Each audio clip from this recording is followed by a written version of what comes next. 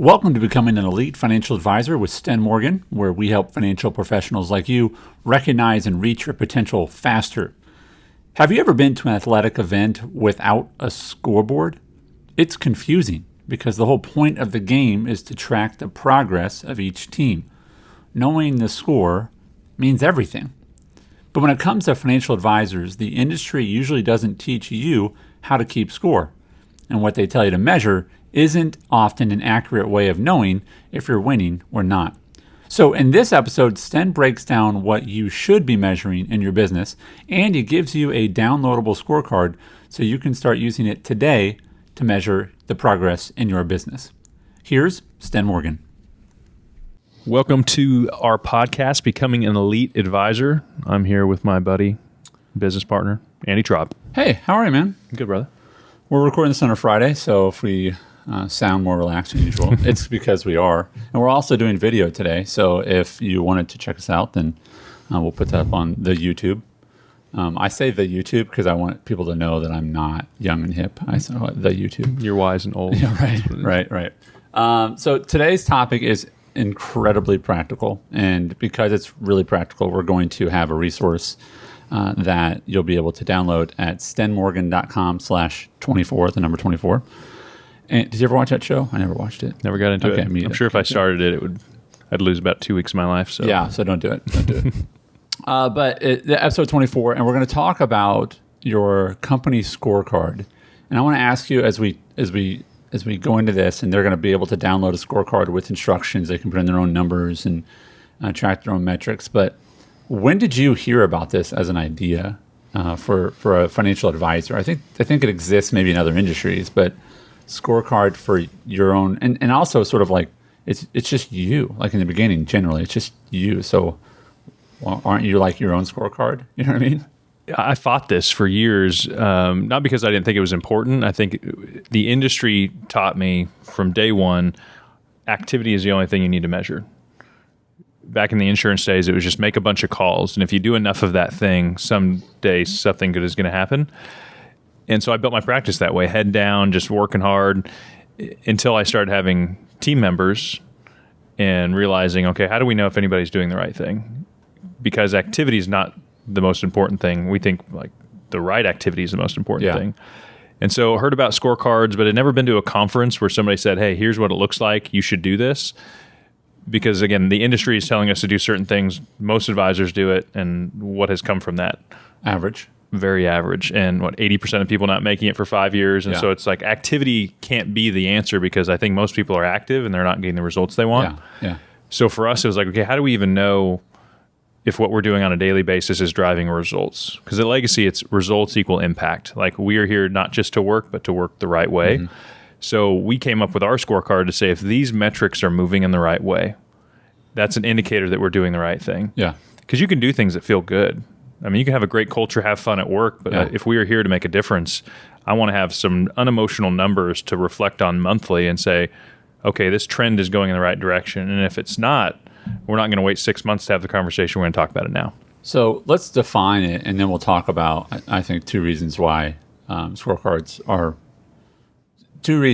why after you hear them, you're going to just go, I'm going to go get that scorecard resource and do it. Okay. So first, I defined a scorecard as a single document used to track metrics that measure the health of your business.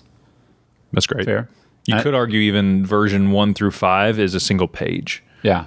Because if it intimidated me to say, well, there's 50 things to track here. What are the most important? So we sat in a room and just really pushed on them and said, okay, at the end of the day, what are the core things that if they're improving are telling us that we're doing the right stuff? Okay. All right.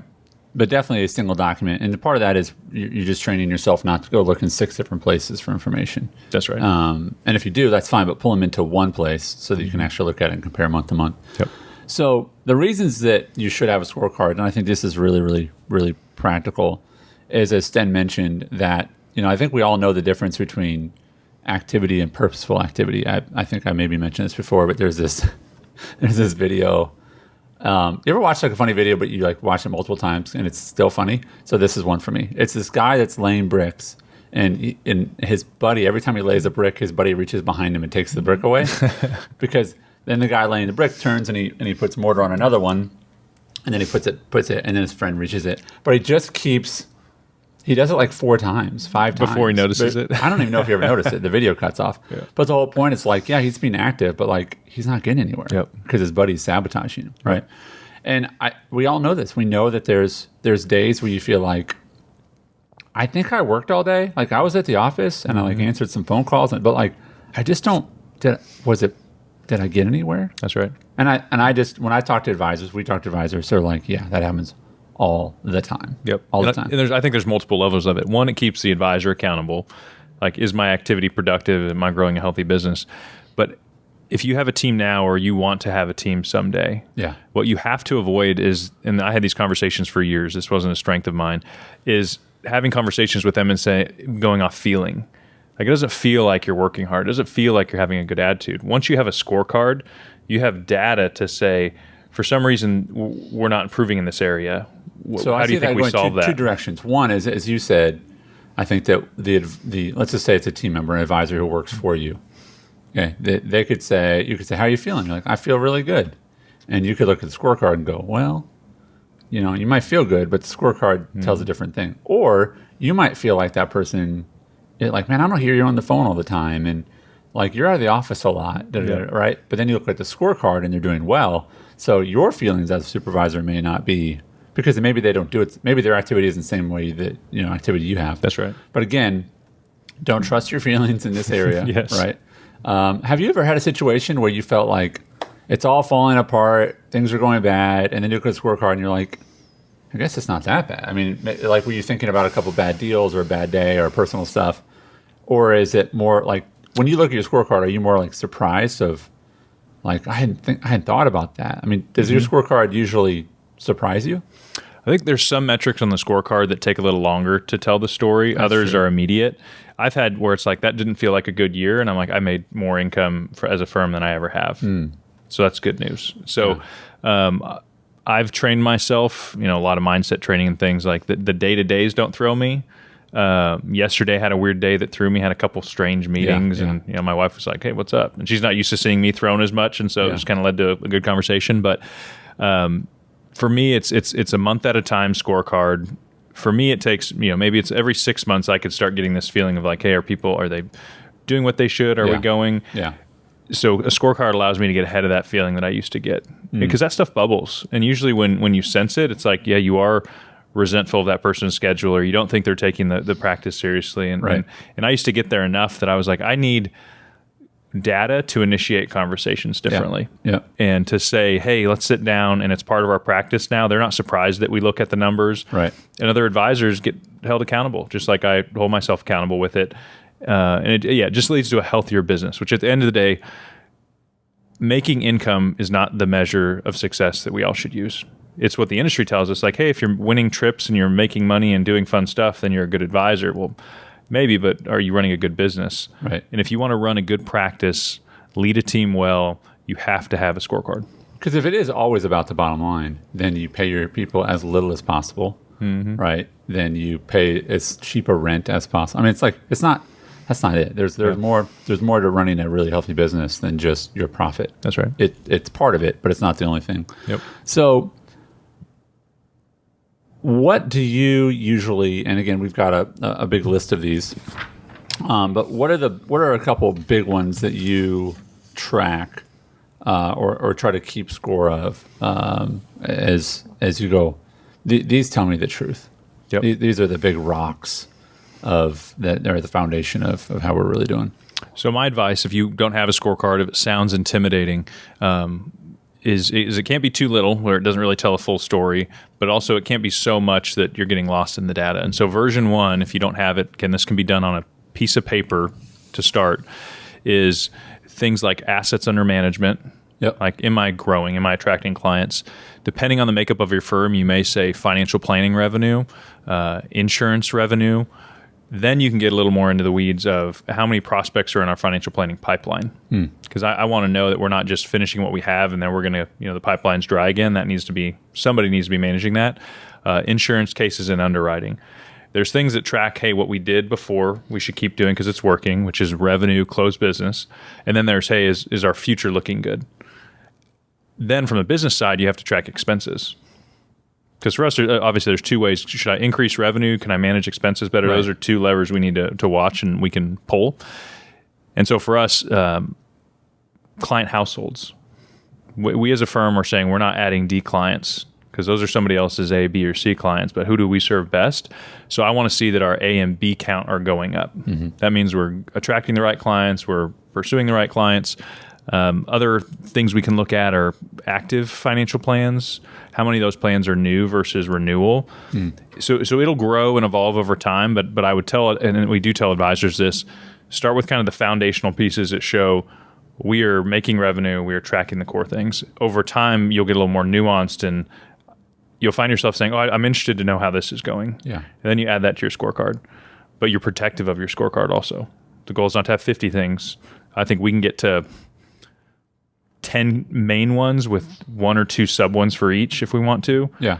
And now it's streamlined. We have to get that data from multiple people on the team. That's another thing we should talk about. But at the end of the day, the scorecard, track key things that show the health of your practice. I think that the tendency is probably to track too few things, and that being just revenue, right? Yeah, because you're probably trying to hit some goal for personally or some recognition. And I don't think there's ever a scorecard where you don't track revenue. That's right. Right? Like that's on there, right? But it's like in a game, like you could track points, and like are we going to track fouls and travels and like not necessary, but let's definitely track points. We're gonna track that. And one thing I'm looking forward to with our scorecard is historically Sten has been responsible for probably 80% or more of the new business growth revenue of the firm, but that's been shifting now. Is that can we someday on a future scorecard see that Sten's only 50% of the firm growth and 20%? Because if Sten's purpose now is not maximum revenue for Sten, but developing other advisors to help run a healthy practice when he's not fully engaged every single day, 10 hours a day. Yeah. So I'm looking at my scorecard to start looking that way, where a younger advisor may say, I just want my A and B client count to get high at all costs. Yeah. So, we know that in this audience of those who are listening, there's those of you who are on a team, those who supervise people and other advisors, and some of you are just solo. But I think about the fact that you were gone with your family for a few weeks. It would be interesting to look at the scorecard in a month or two and look at what happened while you were gone. Yep. And that will tell a story, right? Yep. And one more interesting metric, this may not be on your version 1 through 5, is service request items for our we're gonna talk about that next. relationship team. Yeah, keep going. How do you know when to hire somebody else? Yeah. Just off of, people feeling busy or, it just feels like we have an empty desk. Let's get another body in here. I wanted to know how many service requests and new business applications can one person handle before they reach capacity? We had no idea before except based on how they were feeling that day. Yeah. And that would ebb and flow. Yeah. Now we track red, yellow, green service items, how long they're taking to get done. And I can go back and say, okay, you had this many service requests this week. And this even happened a couple weeks ago. A team member felt really busy and we looked at the service requests and they were actually down like 40%. And it led to a cool conversation for them to feel like, I don't think it's the amount of work I have. It's the fact that it's different new work I haven't done before. Yeah. And it feels challenging. So one of the things I know that your team found out was by tracking service requests that, there's two ways to deal with a capacity. Let's just say you have 100 service requests and you've got one person doing those and whatever the time span is. If that person could become more efficient, then they can get those done, faster and you don't need to hire another person. Yep. That's actually what happened to your staff member who handled a lot of these things is she became way more efficient. And so where you could have said, you're full, let's hire someone else. It was, can we make you more efficient? How can we help you? And it's not like you need to work harder. It's no, wait, how can we help you? What do we need to do better to help, create more efficiency in your position? Things like don't interrupt her. Yeah. Things like give really clear instructions, give her all the data she needs so she doesn't have to stop and go back. And essentially what you found out over a year's time is she became twice as efficient. Yep. And so she was able to do those things in half the time. Yep. And we coach advisors, efficiency is the first goal. Right. Are they doing things they shouldn't? The things they are supposed to do, are they doing them really well? Then eventually there will come a point in time, depending on your practice growth, that you will need somebody else. Right. And we tell our team members that. Like the goal here is not to just stay super tight, overwhelm you, and tell you to kind of just figure it out. It's here's the end goal, but when we get to about 80% capacity on somebody is when you should start looking for somebody else. Do not let a team member get to 100% or 110% capacity before you even start talking about it. Yeah. And it's like looking at your engine, and I don't do a manual, but like in the manual, when you have a manual shift, you don't wait till you're like, I'm going to blow the gear. Explode. Right? No, you hear it, and as it gets close, then you go to the next gear. Yep. You go, well, until it explodes, it's fine. No, we want to avoid that. We want to avoid burnout, right? Which is a whole topic we'll talk about in the future. Is that one of the biggest fears of advisors is hiring. They all know they need to do it, but they won't for some reason. So again, I can go off on that. We're going to have like 7 episodes on that because it's complex. It's complex because it's as much mindset as it is practical execution, and then there's some math involved in. Yeah, that's right. So let's talk about what's not on your scorecard.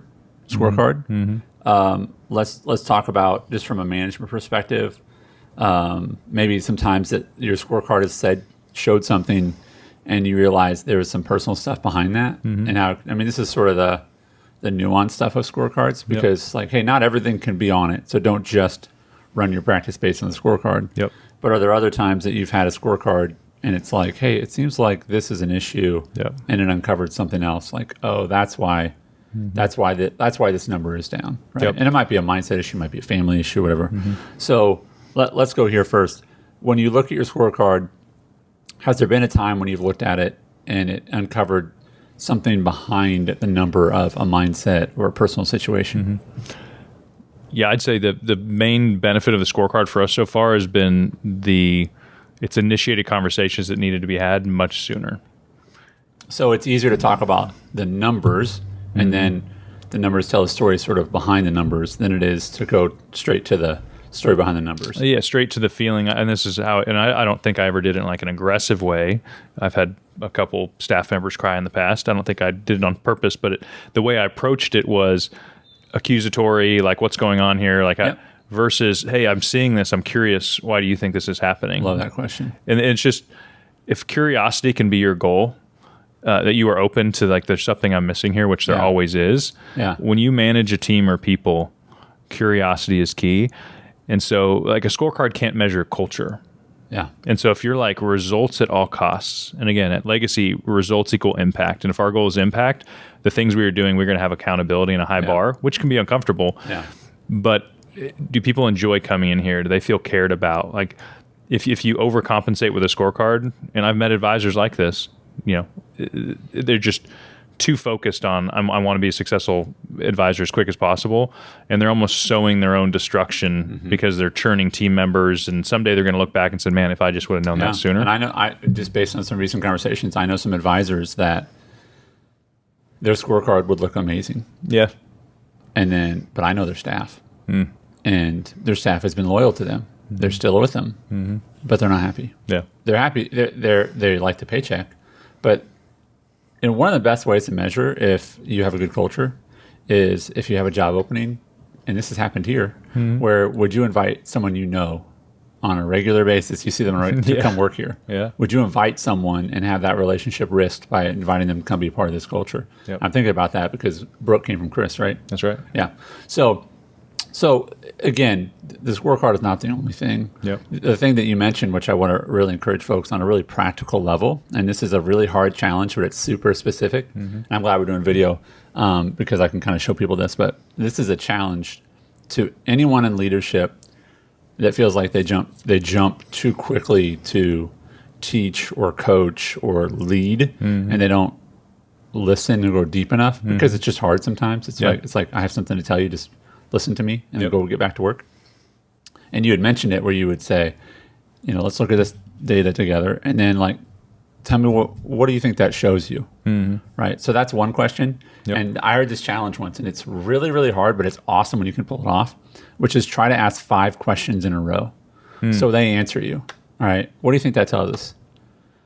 And then what I have to do is I have to put my hand under the table, and I just do this with my thumb. That's my first question. Yep. And then I ask another question, and then I ask another question. And it's really, really fascinating to ask 5 questions in a row when you're meeting with someone, because they feel, it doesn't, for you it feels creepy. You're like, what? But for them, they just mean like, they're really listening. Yeah. Really. I was on a call yesterday with 2 advisors who were joining our community. Yep. And they're like, I mean, thank you for asking us that. Like, we thought you were just going to like jump to the next thing. I'm like, well, no, I don't fully understand. Like, what do you mean by that? Nice. You know? Yeah. And also, I think you're good at this. Is when you're having a scorecard conversation, it's okay to say, how do you think I should look at this?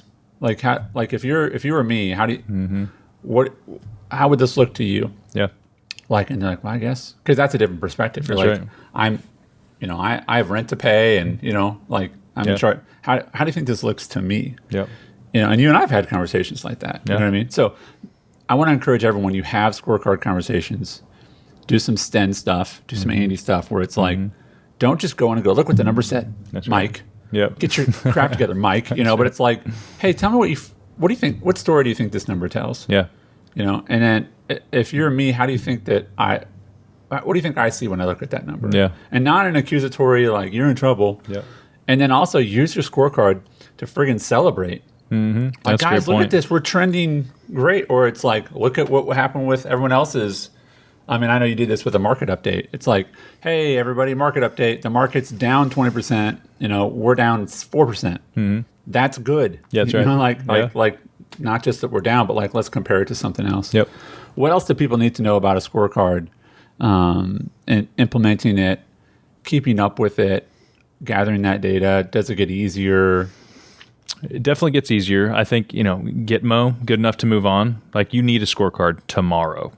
And so sit down, come up with... You can get one today. There you go. At StenMorgan.com/24. But it is that vital to a healthy practice. And if you don't do it today and you do it 2 years from now, you're going to say, man, if I had this, it would help me in so many ways. Like, I guarantee that. So I bet you there's something you're doing now that you shouldn't be, that you could stop doing and replace that time with developing a scorecard over the next week or two. That you need to be consistent with it. And as an advisor, if you have a team, you need to delegate the collection of that data. Yeah. To be efficient with it. And so I'm fortunate enough to have Jamie, our practice manager, who can kind of own the scorecard and has figured out, okay, what do we really need? Who can track it? Because our scorecard was getting hung up and late multiple months. We try to... What was the holdup? Because we try to view ours like the first Wednesday of a full week for the prior month. I was like, I don't want to wait till the end of the next month. Like, it just feels too long. So it's like, it needs to be efficient. And we weren't hitting that deadline because it was cumbersome to collect the data. And so we went through that process and we said, okay, who runs across this information the most? Okay, Bard is in charge of giving you these 3 data points by this date. Brooke gives you these. Chris gives you these. Each other advisor on the team gives you these. And so then Jamie is just plugging the data in. Right. Everybody hits it. So there's a way to make it more efficient, because the point is not to take up a bunch of time and create a project that people dread. So if it starts feeling that way, just realize there's probably a simpler version that's going to help you accomplish something better than what you're doing now. Mm-hmm.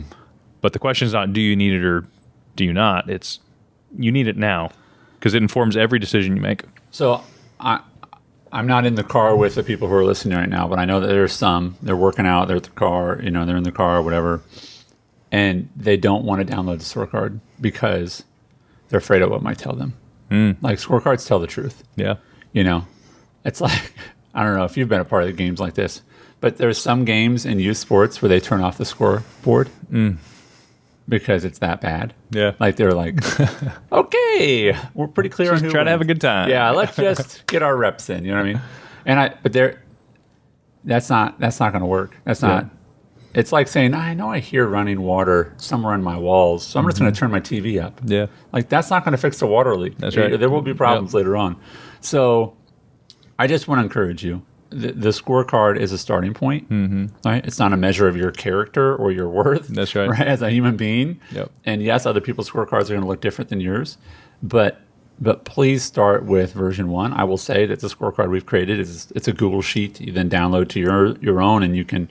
I would encourage you to keep it in Google versus move it over to Excel, because the formulas will change. But like, we've done a lot of the work for you. Like, you just plug it in there, and it has like pretty little graphs with colors, and like we've done. I think we've probably gotten you about 40 or 50% there. You just start putting in your numbers. One last real practical question: should they take their last like 6 months and put them in? Like, what would you do? Like, okay, should they start today? I would step 1. I'd start today. Things like assets under management, you can probably get your P&L from your CPA or bookkeeper pretty quick, depending on who. There's information you can get quickly to kind of have, here's the baseline version. Yeah. As soon as it gets going and you've delegated things, if you have help or you want to do this on nights and weekends, this is the kind of thing back in the day that I wouldn't do during the workday, but I'd sit at my home, on the couch and just kind of go back 6 months, because having that data is important as well. Yeah. But I'd say what's most important is moving forward is what you're doing today making a difference in the future. Gotcha. So. Gotcha. But yeah, I love that. It's a great weekend project of, get up early on a Saturday morning before the kids are up or whatever, and when you just have some time, or hit up Starbucks and go, okay, I'm gonna go find my numbers and plug them in. Yeah, and I think the core of this is you have to decide as an advisor, is your goal to build a practice that just allows you to have a comfortable lifestyle?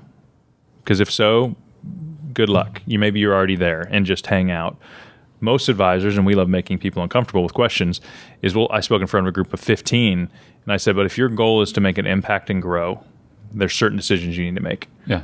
And you have to run a healthy business. And so this may feel different. You may reject change typically. You may say, hey, it's already going well, I'm fine. Yep.